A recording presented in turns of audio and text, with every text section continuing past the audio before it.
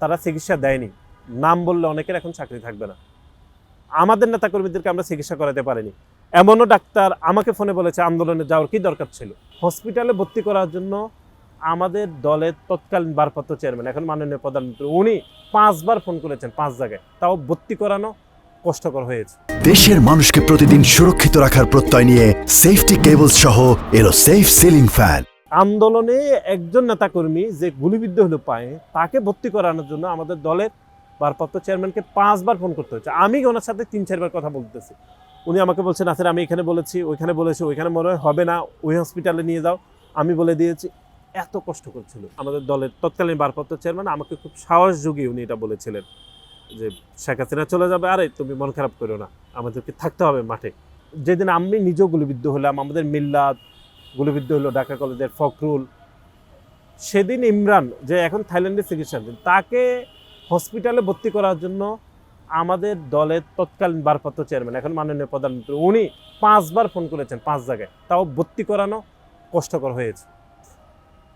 এবং আমাদের দলের সিনিয়র যারা ডাক্তার, তাদেরকে পাঠিয়েছেন 1 বার 2 বার 3 বার পাঠাই, উনি খালি হসপিটালে ভর্তি করতে পেরেছেন।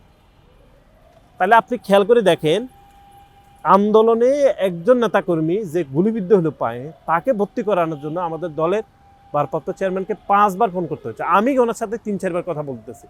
উনি আমাকে বলছেন, আচ্ছা আমি এখানে বলেছি, ওইখানে বলেছি, ওইখানে মনে হয় হবে না, ওই হসপিটালে নিয়ে যাও, আমি বলে দিয়েছি। এত কষ্ট করছিল।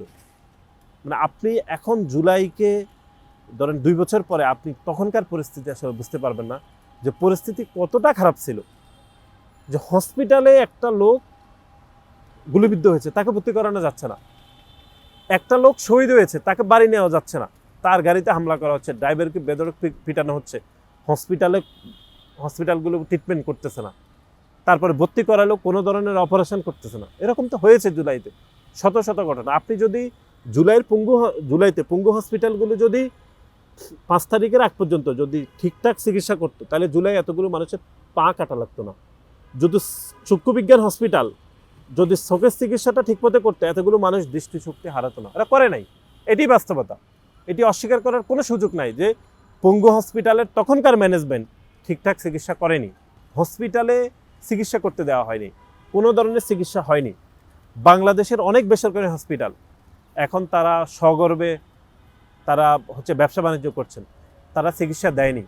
নাম বললে অনেকের এখন চাকরি থাকবে না। আমাদের নেতাকর্মীদেরকে আমরা চিকিৎসা করাতে পারিনি। এমনও ডাক্তার আমাকে ফোনে বলেছে আন্দোলনে যাওয়ার কি দরকার ছিল।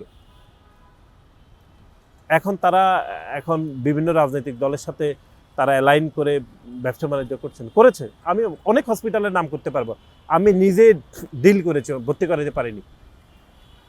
অনেক ডাক্তাররা ট্রিটমেন্ট করে নাই। বাংলাদেশের অনেক সুনামধন্য হসপিটাল কোনো ট্রিটমেন্ট করেন নাই তখন। জুলাইতে এরকম ঘটনা হয়েছে।